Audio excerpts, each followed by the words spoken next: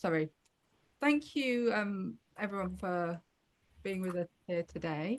So if you don't know me, I'm Zena Nicholas. I'm the founder of Counsellors Staffroom, which is a Facebook group, and a BACP member as well. And yeah, the hope is that this is quite a relaxed event to meet Erin and Matt, who are both standing in the board elections. It's quite a light plan for today, so we'll start by hearing a little bit from Erin and Matt about their kind of decision to stand, and hopes if they're able to I was going to say win, then that doesn't feel and then we'll move on to Q&A, and you are welcome to, probably works best if we kind of put our hands up, and you're invited to unmute if you'd like to ask your question directly, or if you prefer for me to ask the question, you can put it in the chat.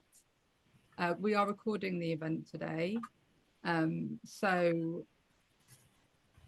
as I said, yeah, if you speak, you'll be on the recording. If after the event you feel like you would rather not be on the recording, if you could email Counsellors Staffroom within 5 days, and we'll make sure that you're edited, that part is edited out. Just you know, this is if you Counsellors Staffroom has quite a specific kind of ethos around in our spaces, and there's very much kind of expectation that we consider the other people in the room, and the fact that we can come from diverse backgrounds. That could be in the way we work, that could be aspects of our identity, and that the hope is that everyone feels comfortable and safe to contribute. So as in all our spaces, we're really strict that if things turn into, you know, if conversations become unsafe for people, unfortunately I'll just have to remove you from the group just to make sure that the space isn't disrupted. But I'm hopeful that won't be the case. Okay, so I did say quickly, for anyone who hasn't seen the email yet, it's quite a simple process to vote. There's 21 candidates. We should have had an email by now from BACP. What is it? My Voice. And if you click into that, you can have a look. You can click into all the candidates, and they've all kind of answered some questions in there, and you can vote. There's three spaces, you have 3 votes. So it's very simple. And yeah, today the plan is to learn a little bit about Erin and Matt, which will hopefully help you in your decision making. So I just want to welcome Bruce. If you can hear me, just to let you know that we are recording the event today. So if you do contribute by asking a question, you'll be on the recording. There is the option to email Counsellor Staffroom and request being removed from the recording. I better put that in the chat as well when we start. Okay then, so Erin, would you like to start? Say a little bit about kind of what drove you to apply and hopes for the position? Thank you, Zena. First of all, I would just kind of like to say thank you to you for hosting this. I think one kind of criticism that often comes up towards not just BACP but membership bodies in general, I think, is just how there seems to be like a massive separation between the professional body and the people within the professional body and members often feel like they can't just kind of talk. And that's one of the reasons why Matt and I got talking and said, wouldn't it be nice if people could meet us and just kind of get to know a little bit about us before they make a decision on whether or not they want to vote. So I'm really grateful to you for hosting this and giving us the opportunity to do that. as ever. I know you work tirelessly for community in this profession. Thank you. So yeah, just to say a little bit about me. I'm a therapist, supervisor, consultant in private practice. So my private practice is mostly working with clients who have previous experiences of harm in therapy. And I do that both long term, and we also have like a short term model that myself and a couple of other therapists have developed, where people can come that don't want to return to therapy and just talk through their experience. I also work with therapists who are interested in harm, who sometimes therapists who are concerned about doing harm, concerned they might have done harm. So that's kind of, I'm really kind of interested in ethics and boundaries, and all that kind of stuff really interests me. I've been quite a prominent-ish activist in this profession for quite a few years. I've done a lot of kind of work around ScopeEd. So in 2019, I submitted a resolution asking BACP to scrap Scoped completely. And that led to me kind of becoming very involved in professional politics more generally. I've been really interested in the experiences of marginalised people in this profession, disabled people, and also interested in unpaid work in this profession and the impact of that on who is able to train, and also the kind of inclusion in training as well. And so for me, standing for the board of BACP at this point feels like an extension of that. It doesn't feel different. It doesn't feel like I'm kind of, switching sides or something, because I don't think, somebody said to me recently, but you always spoke against BACP. And I said, well, no, actually, what I did is I spoke against some of the actions of BACP. I'm not against BACP. They are my professional body. And I want them to be good. I want them to be able to do the things that we need them to do for clients and for therapists. And so to me, this just feels like an extension of that. I've always been really interested in kind of stepping into the places where I can make change. And this feels like an opportunity to do that. A lot of people have asked me why now. And I think that the answer to that really is that it really does feel like a pivotal moment for BACP at the moment. We have a relatively new CEO. We have a board that's it's been in flux for quite a long time. It's been quite unsteady for quite a long time. But we have a position now where there's going to be 3 new elected spaces on the board, plus I'm not sure how many appointments, but some appointments too. So it's going to be a majority new board. I think there's only going to be a few people on the board that were on it already. So it's just like it's a really interesting time for BACP, and I'm just really interested in being part of that, and especially because we're kind of mid-implementation of Scoped, and I think that actually having people who have concerns about Scoped and the way it's being implemented is a really important thing. We've also had UKCP leaving the Memorandum of Understanding, so it feels like a really critical time for trans and gender diverse clients and therapists. So there's all those reasons why I think I think now's the moment. So that's me. Thank you so much, Erin. Matt? I suppose I want to start with echoing what Erin was saying. Thank you, Zena, for hosting this. I think it's really valuable that we can have these conversations. So thank you so much for taking the time to arrange it. So I suppose I trained integratively as a therapist, qualifying in 2020. I was very fortunate that in Scotland where I trained, there's the Scottish HND, which can be fully funded and makes training as a therapist really accessible. So that was how I entered our profession. Initially, I've went on since that to study a master's degree in contemporary psychosexual therapy, which I have just finished. So I'm very pleased that I don't have to look at that dissertation again for a while. So that's sort of where my training started. And so I suppose when I was starting training was when a lot of the discussions about ScopeEd were starting to happen. And I recall similar to Erin, raising concerns to BACP about some of the things around scoped. And I've seen quite a lot of other counsellors, other therapists raising concerns.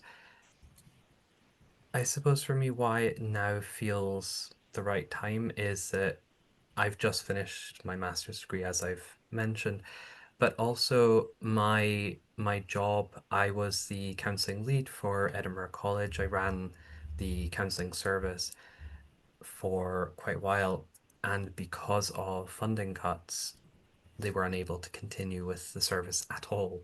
And that meant that the entire counselling service no longer exists. And that is something that I'm seeing across not only Scotland, but the rest of the UK, where counselling services are losing funding.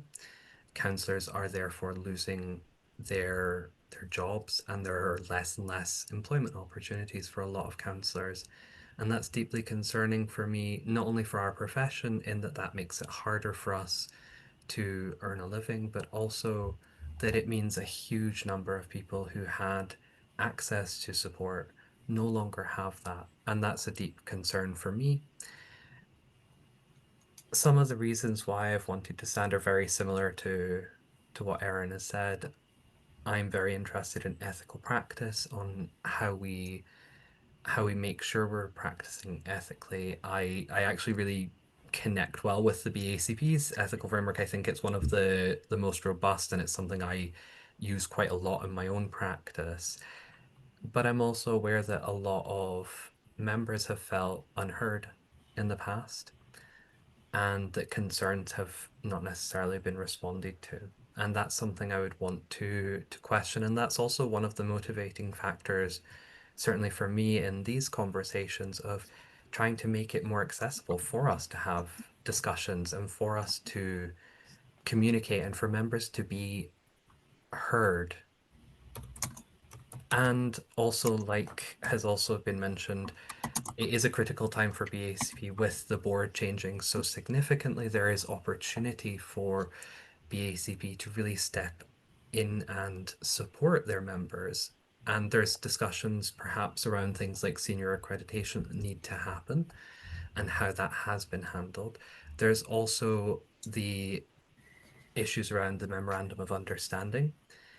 I noticed that the Scoped rebranding website mentioned about the Scoped partners are wanting to develop new guidance for working with gender and sexuality. And that's something that I would be keen to be involved in. I've worked with a lot of LGBT plus organizations. That is where a lot of my practice and experience and training has came from.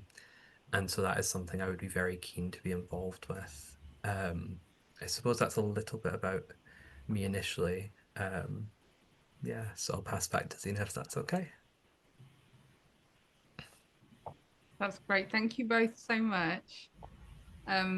So just for those that arrived a little bit later, it's going to be an informal Q&A session. So if you'd like to ask a question, please feel free to either pop it in the chat, or if you want to raise your hand and I'll call on you. Just to warn you that we are recording, so if you do interact, you will be on the recording. If you change your mind later, you can email. I'll pop the email in the chat to ask to be removed within 5 days. So who wants to start? James.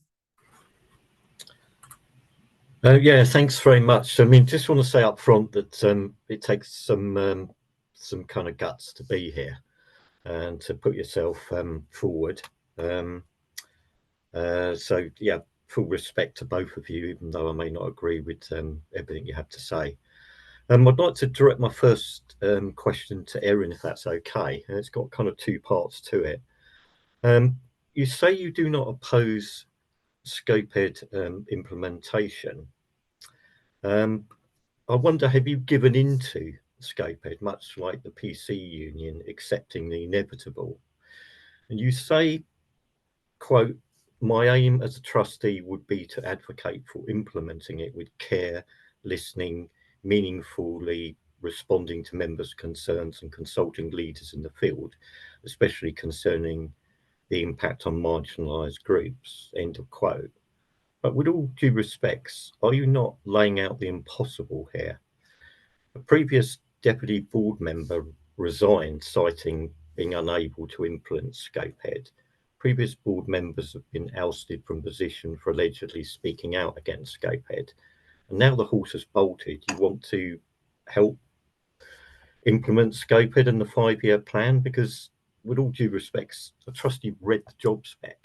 And to cut to the chase, I don't think you have much choice but to work with the CEO in delivering this. So despite holding a position against Scopehead, I'm wondering how is that going to work? And then my second part of my question is, you signed an open letter not so long ago to BACP. Some signatories weren't even BACP members, and BACP never responded to all BACP members, despite the letter implying a voice of all members. This resulted in a power dynamic held over members. You talk of consulting leaders in the field. Who are you referring to, please? Because this sounds very much like a hierarchy, just like Scopehead, of select leaders to consult, and I'm wondering why that is. Thank you, James. That's really important questions there. Yeah, Erin? thank you. Have I given into Scoped? I mean, what I think I have done is acknowledge that I will not, as a person on the board, have the power to stop it from going ahead. I still think what I always thought, which is that it's not the most useful way we can, it's not the most useful framework, and also that it was badly kind of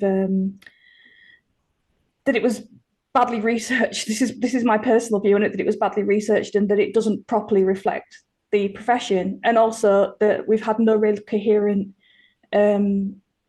answer to the question, what's it for? Because we've heard all kinds of different things. And so my position on Scope hasn't changed. I do think that we're now at a stage where it is impossible to stop it from being implemented.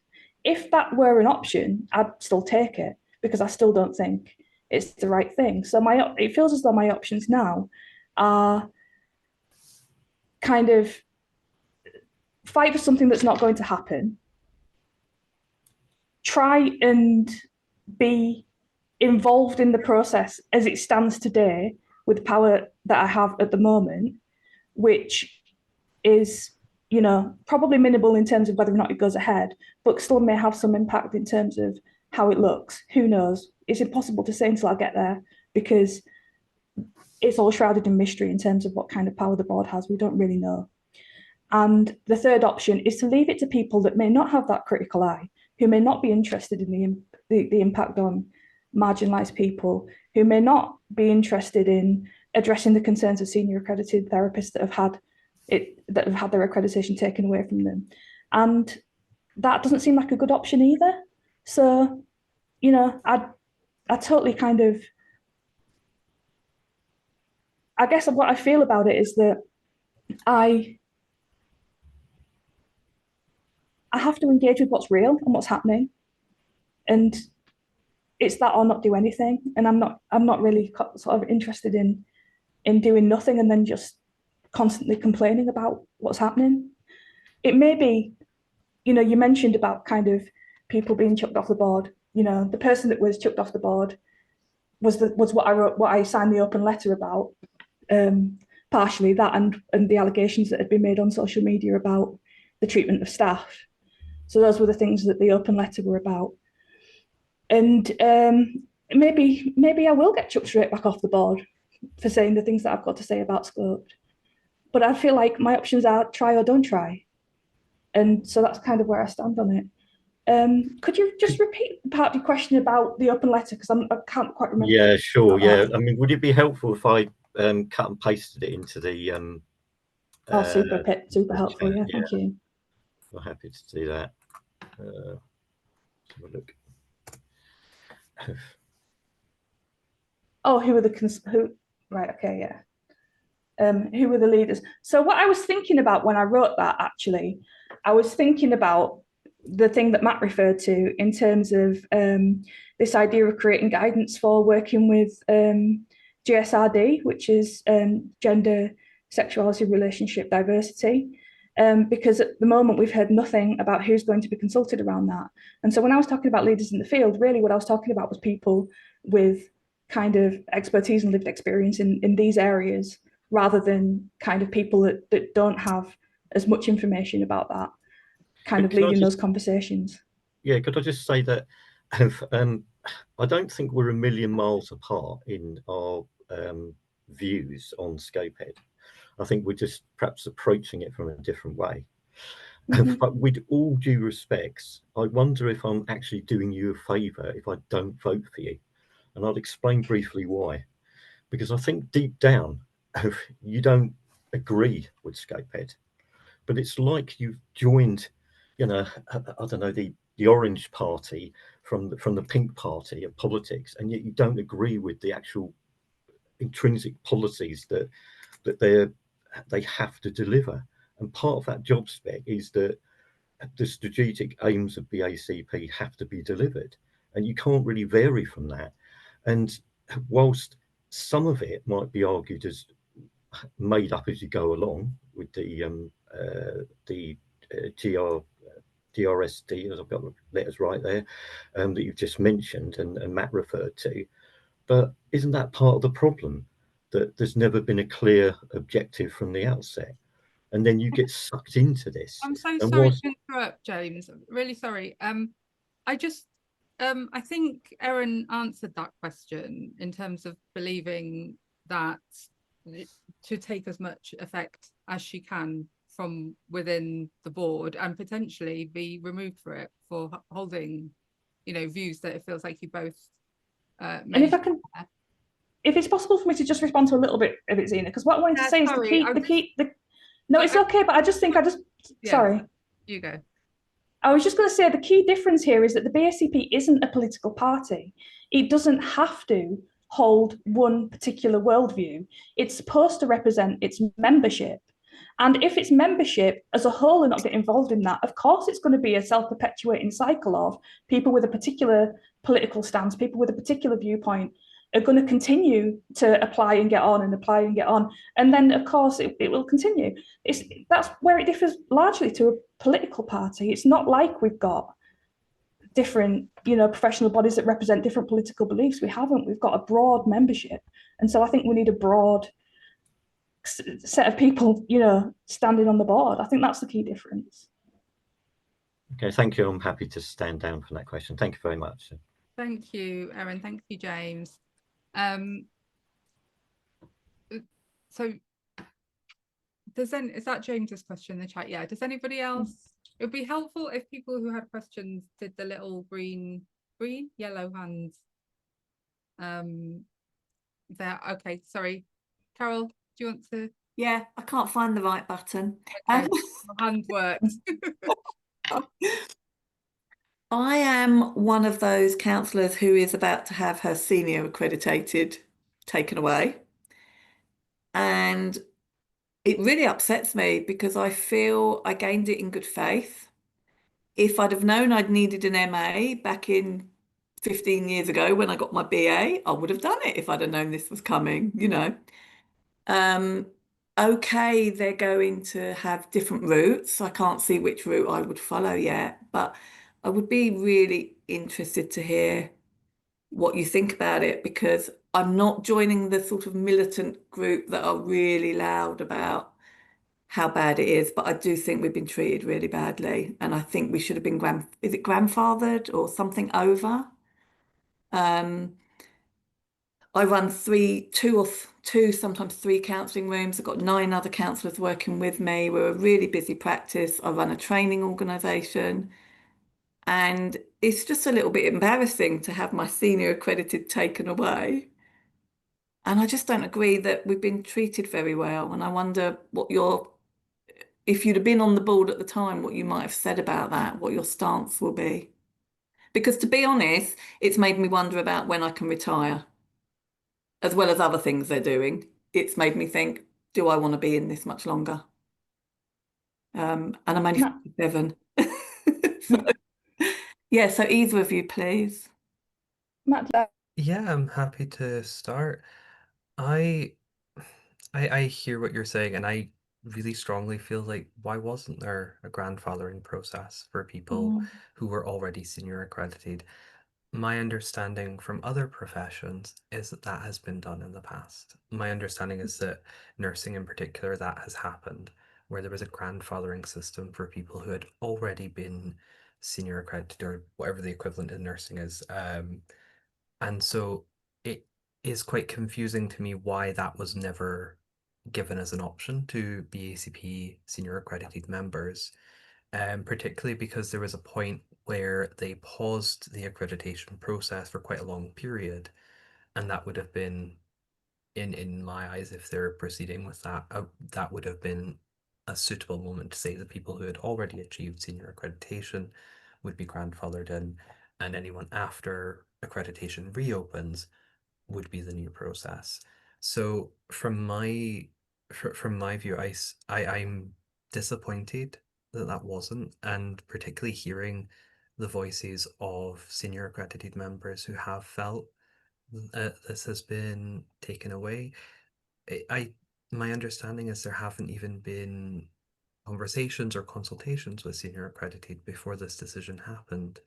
And so I'm left with a sense, and I'm not senior accredited, but I'm left with a sense of, well, why weren't those members consulted in any way?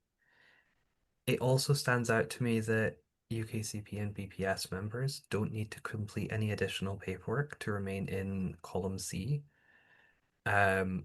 Training changes over time. The trainings that I've done might be very different in 15 years' time. My master's is a level 7. Well, yes, it's level 7 because I did that in England. Scotland has a different education system. But in 15 years, that course might look very different and have a lot of depth that maybe it doesn't cover now, or new understandings. And so just because I've done a master's level doesn't necessarily mean that I will have the same experience of a master's degree from someone in 15 years' time. So I suppose it confuses me why some membership bodies are removing senior accreditation or equivalents from their members and requiring them to now reprove their status when other bodies are not requiring any additional paperwork. I believe, because I spoke to someone, that it's I think 7,750 words that people applying for senior accreditation will be asked to write, and that's a lot. That's not far off my dissertation. Yeah, and I wrote an awful lot to get it. Yeah, And yeah. paid money. Yeah, absolutely. And then there's the ongoing membership fees that are year on year that are higher depending on your accreditation status. So I think it does need to be questioned by the board. And I hear, and how I perceive it is, it feels like there has been a breach of trust between BACP and the senior accredited members that needs to be addressed. I think it does need to be challenged to try to reverse this, or put in some form of grandfathering system. I don't know how successful that would be. I don't know how influential the board is in such a matter, but it's certainly something I think needs to be addressed and highlighted on the board to be challenged. And I suppose I can pass over to Erin because I think we're similar places with some of that. So I'll pass over if that's okay. Yeah, we've discussed this quite a lot, and we've Matt and I both created email addresses for people to ask us questions, so we could have kind of a range of ways people could communicate with us through this process. And a lot of the communication I've got has been about senior accreditation. I can see kind of what a distressing issue it's been for so many members. I mean, it's kind of surprising, is probably not the word, but it was entirely foreseeable, I think, that if you take people's senior accreditation away that they've worked for, and that they've paid for, that's not going to be received well by senior accredited people. So I mean, I don't know why it's this way around. I don't know why it's remove the senior accreditation, cause the distress and then try and think of ways of remedying it. It seems really counterintuitive to me. And it's not the only way in which the implementation of scope has been counterintuitive, contradictory, and changing. And it is a really significant one. I think to have to do additional work to regain your senior accreditation, disadvantages people with particular disabilities. I think I sort of think that about the accreditation process anyway, but I think that in this scenario where you've already been through that, to have to go through it again, I think is a bit insulting. And as Matt says, grandparenting is a really common way of managing changes to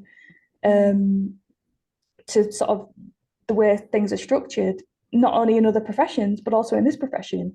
I knew somebody who trained prior to needing particular trainings to become a therapist, trained in sort of like the early 70s or something like that. And she was grandfathered into UKCP because that is kind of a known mechanism for managing changes which are not remotely the fault of people that just happened to train earlier before these changes came into place. So no, I'm totally with Matt and with yourself, Carol, that it's been really badly mismanaged. And so to get into, if I'd have been on the board at the time, I think I probably would have been going, hang on a second, this doesn't sound right. But to be on the board now, I think it would just be looking at remedying it in as much of a way as possible, but also acknowledging that kind of irreversible damage, I think, has been done in terms of trust and in terms of the distress caused to so many members. So I think that really has to be acknowledged by the BACP. Yeah, I would only just add, done without compassion, done without understanding, just very blank emails and letters saying, you will not have this anymore, this will go. At the same time as, to be honest, if I was in private practice on my own, I'd probably say I've got a good enough reputation. But I know that that's senior accredited and I run the team, brings in clients for my colleagues through me. And I think that is my worry. But yeah, thank you. It just feels like it's just been a big mess that didn't need to have happened, really. Yeah, and it's missed the relational aspect of what we're all supposed to be about. People that have supported you by becoming senior accredited. Yeah, but thank you. Thank you, Carol. So James, I'm conscious you have another question as well. Can I just check if anyone else has questions?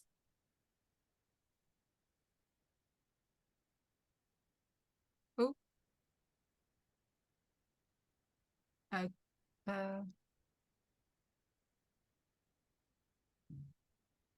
Josh, did you want to ask a question? Yeah, sorry, something popped up.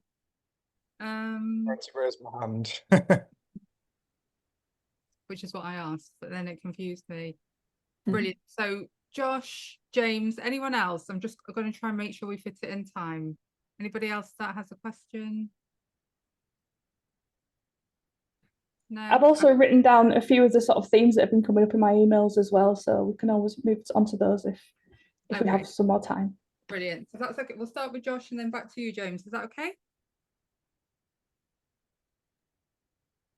So I did have a few questions, but I'm just going to go with one in particular that I think stemmed from the chat that we were all having in the group prior to this. One that me and Eugene are passionate about, and it applies to both of you if you whoever wishes to answer this. But it's about accreditation routes. So for individuals like myself who are neurodivergent, dyslexic, finding the accreditation route at the moment a barrier academically. I've done well to get as far as I have. I have a level 7, but it feels very much academic. And is there a possibility to advocate for individuals like myself who find that way of applying for accreditation incredibly difficult, acknowledging the access needs for us, yeah, kind of giving us a voice, I guess, that assessing for competence in terms of accreditation and being a good enough counsellor isn't based on intellectual academic produced work. Thank you, Joshua. And I know I feel the same way. I know many others will. Who Shall I start? either? Yeah. Yeah, I sort of alluded to it earlier, but I feel the same way about accreditation, and actually quite a lot of stuff in this profession I feel the same way about, in terms of there being a real kind of inequity of how people are able to progress. And the interesting thing about like slightly different to accreditation, but routes through the columns, we were initially told there were going to be all these different ways of moving through columns, and not all of them would be accreditation. And I don't know where that's gone. I don't know if that still exists. I don't know if that's something that's still on the table or not. I've not heard anything about it. At the moment, all I'm hearing is accreditation, senior accreditation, and those kind of things. And I've not got accredited, not quite for the same reason, but because there are barriers for me in the accreditation systems that BACP have in place. And actually that's true for me for any professional body. I think certainly NCPS, it's the same issue. And so I absolutely do think that the BACP actually have a duty of care to their members, and, you know, a literal duty to consider accessibility. So absolutely that'd be something that I would be wanting to advocate for. And I would very much be advocating for that as well. I'm also neurodivergent. I went through the accreditation process, and had to challenge things that happened during that process. The main example was in one of the reflective parts, there was I had to resubmit, and the feedback was very, very vague. It was a single sentence, and I had to go back to BACP and challenge them on that around, this isn't enough for someone who is neurodivergent. It's a very vague statement. It was also expectations of how to reflect or how to respond in a very narrow view of what would be considered okay. So I think there does need to be changes to how that accreditation process can be done to make it more accessible. When I did my initial core training, one of the first things our tutor said, she was amazing. She said, we will do whatever we can for accessibility in it. So if that's doing a talk instead of an essay, or us finding other ways, we will do that. You will not be disadvantaged because of any form of neurodivergence or needs that you have. We will adapt to you. And I think that is something accreditation should do. In our practice, we adapt to our clients' needs. In our ways of working, we continue to evolve and find ways to work with clients. Accreditation should be similar. There should be some flexibility. There's so many different ways to check those things, check those understandings. And so I would completely agree with Erin. This is something that should have already been in place, really, and is something I think we should do. And I also think that needs to center the voices of neurodivergent people when we're having those conversations about accessibility. I recently finished a piece of research asking how autistic people experience psychosexual therapy. It's never been researched before, because no one has ever actually asked autistic people how they're experiencing that. And so there is something very important about, if we're going to understand the needs of someone, we need to actually ask them. And so I think that would be a starting place for BACP, to start asking people what could be done to make accreditation easier, or what do you think would be useful to change or to do differently. So I think those conversations are really important to have, and not just about accreditation, but with all kinds of areas. Thank you, Matt. Yeah, thank you both. James, would you like to ask your question? Oh, you're on mute. Brilliant. Thanks for pointing that out. Yeah, Matt, I just wanted to ask you, you say that you want to create a quarterly online meeting for members to speak with the board, to be heard and to start rebuilding trust. Is there a danger of creating an already, what sometimes is referred to as a members club of elitism?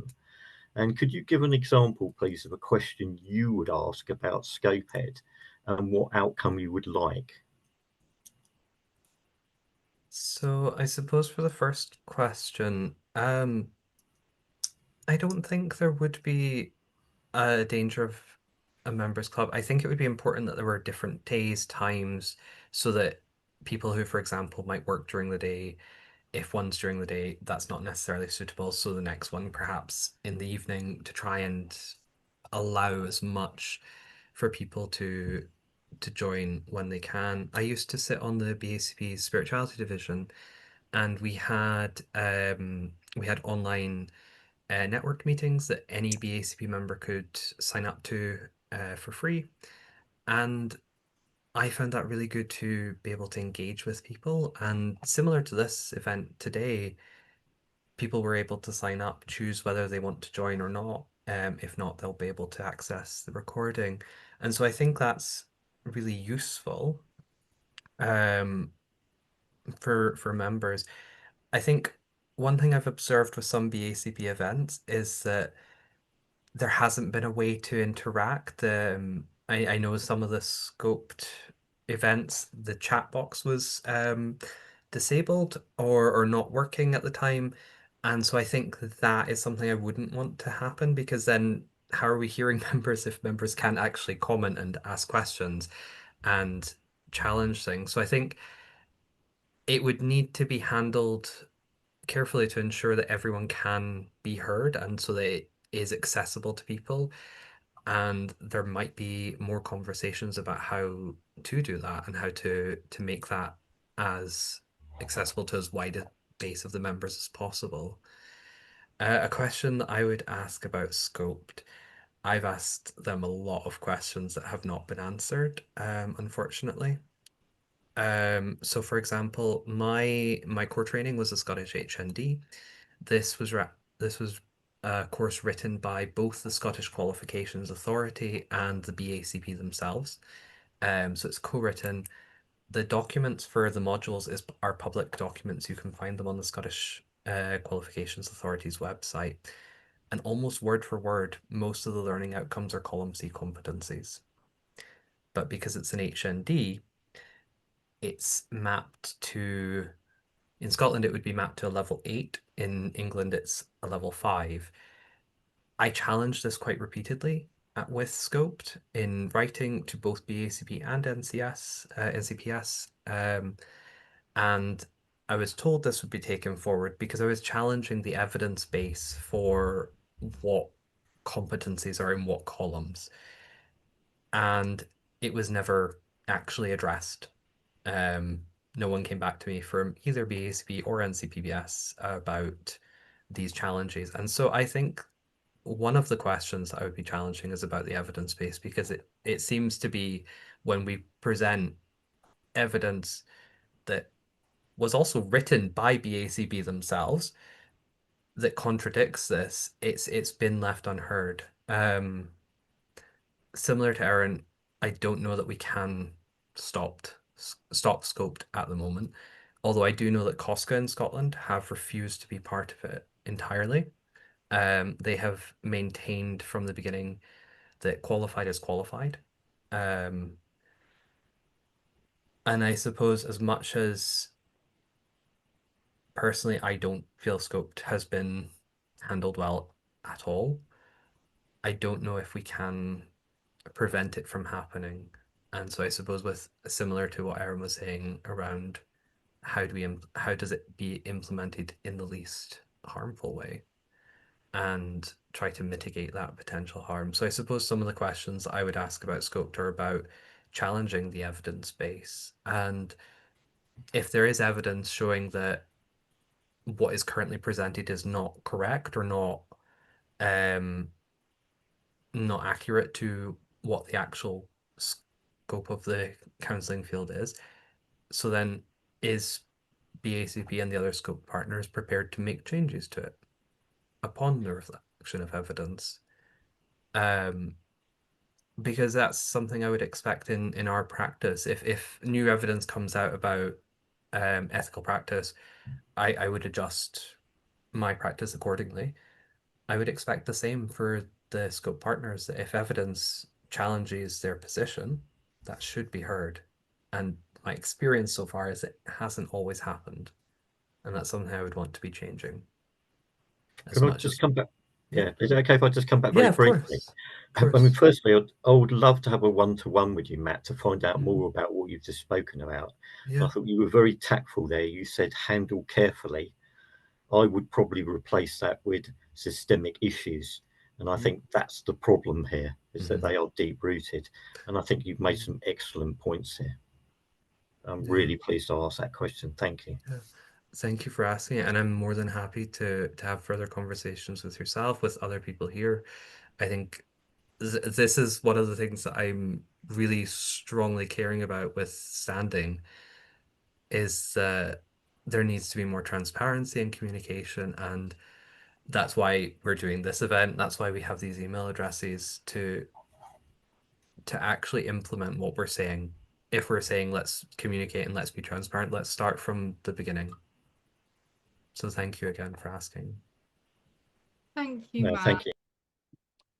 And thank you, James. I think the question was specifically about this online meeting, but I think more generally, there is something about how BACP communicates, and as most of you will know, I run a busy Facebook group, and it frustrates me sometimes the questions that people are having to ask, because actually our membership bodies haven't got ahead of things and provided us what we need to practice. Yeah, and I think it disconnects people. So anything that creates more kind of communication, and then and hopefully communicating action, that's it. Because sometimes there's so much conversation about scopes, like the BACP is meant to be doing stuff, yeah, like, you know, and representing therapists and kind of making us visible, heard. You know, there's lots of questions often that people speaking about the BACP directory. You know, we pay a lot of money yearly, where's this money going? Things that I'm sure probably are out there somewhere, but there's something about how it's communicated. Yeah, I didn't really enter the question there either. I don't know if there's anything you want to add anything to that, or if anyone has any further questions. One thing that's really useful about a Facebook group like yours, and I've been part of it for a long time, as you know, is that it's the space where those issues get an airing, right? It's a space where people go to talk about these things because it's a staff room. So that's where people go to talk about it. And actually, that's really important to me, that, you know, the BACP shouldn't be completely separate to that kind of a space. The BACP shouldn't be away from those conversations. Kind of, you know, we heard last year at the AGM, we're trying to engage with members, but we just don't know how. Well, it's like there's loads of really good opportunities to engage with members, and not all of them have to be in a BACP capacity, right? Because I'm still going to be a therapist even if I do get on the board, and so I'm still going to be kind of part of Counsellors Staffroom, because I'm still going to be a counsellor, and I'm still going to be hearing about those things because I care about them just generally. And so I'm really grateful for kind of for spaces like yours. And the other thing I want to say about BACP communication is, you know, an extension really of what Carol was saying about how senior accredited members were engaged with. The same thing, or very similar thing, happens around complaints, both to therapists and to clients, where there's absolutely no sense of holding. There's no sense of, this is a difficult process, let's try and navigate this carefully. It's just, here's an email out of the blue that you didn't know was coming on this date with lots of really distressing stuff in it. It's just kind of, there's often not the kind of holding around communication that I think is needed. Communication is not all about, inspirational posts on social media. It's also about what kind of relationship do we have with our members. I was just thinking, if they send out an email like that and you've got a full list of clients that day, how do you do your best work? If you've had no warning that email is coming, or because you'd be probably in a tailspin at that point, Yeah, and I really don't know the reasons for this. I'd love to go and find out, which is another reason why it would be really interesting to be part of the board, to kind of try and understand some of this stuff better. But the process takes around a year quite often. And so that is happening, and you're left with that uncertainty. Am I going to get an email today for that entire period, both as a therapist and as a client? And so there's just something about holding in there for me, which I think was missing in the whole stuff about senior accreditation, has been missing across the distress caused by Scoped to not just senior accredited people, but to like a lot of members. I hear a lot of distress around Scope. So there is just something about kind of, again, about relationship and about actually being attentive to what's happening for members. Yeah. Great. If I may, just very quickly, what I'm hearing through my training organisation is people are desperate and scrambling to find a way of getting out of column A. Now, that might not be everybody, but that's the people that are contacting me and saying, how do I get into column B? So I And we think still don't know why. We still don't know what is the, if you're working in organisations, it's quite possible that at some point that's going to be, impactful. But if we're in private practice, is it? I mean, we still don't know. And I think that that uncertainty is still a massive part of the problem. Yeah, I think it is fear-driven, James. I think it's about, I've paid all this money to become a counsellor. What is my private practice going to look like if I'm in column A? So I'm sort of trying to slow people down and saying, whoa, whoa, whoa, only do our level 5 if you really want to work with children. Only do our level 6 if you really want to be a supervisor. Let's put Scope in. I don't know what Scope's doing. But we are getting more and more inquiries, and people are like, is it definitely going to get me into column B? I don't know. I can't tell you. So the information from the BACP seems very far behind the loop of what we need to know. Yeah. Just one quick point. I think what I don't want to put words in your mouth, Carol, but I think what you're actually saying is this is all about how something is interpreted, and that's absolutely key. Yeah. And Yeah. I suppose with Scoped in particular, what its purposes has changed multiple times.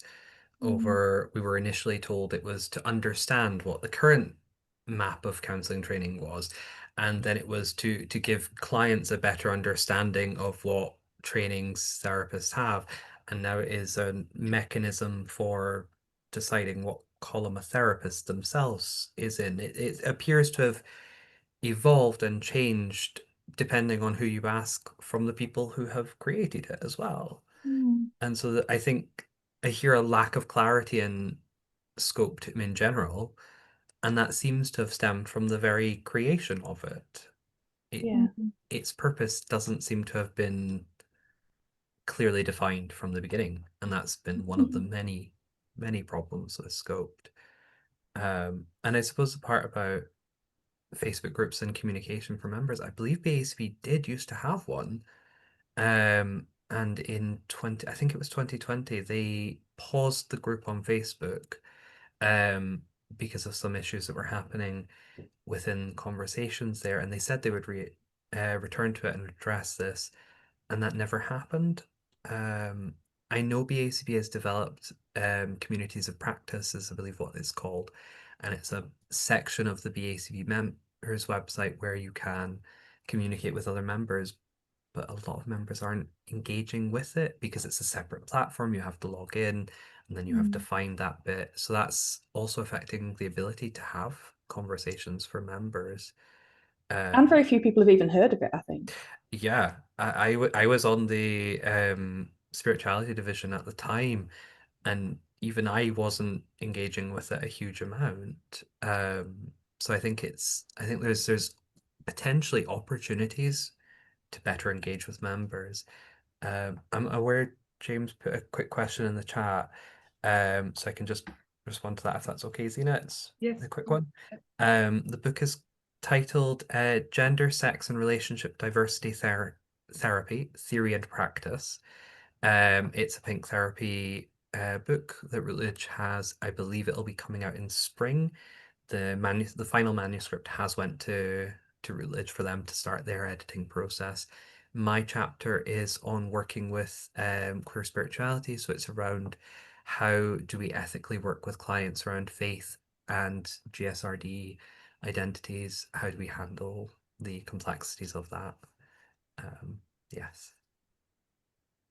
Thank you, Matt. And we're just, I think we're coming up to the 1 minute. Thank you so much for everyone for coming and for going the nice weather outside if it is nice where you are. Thank you so much, Erin and Matt.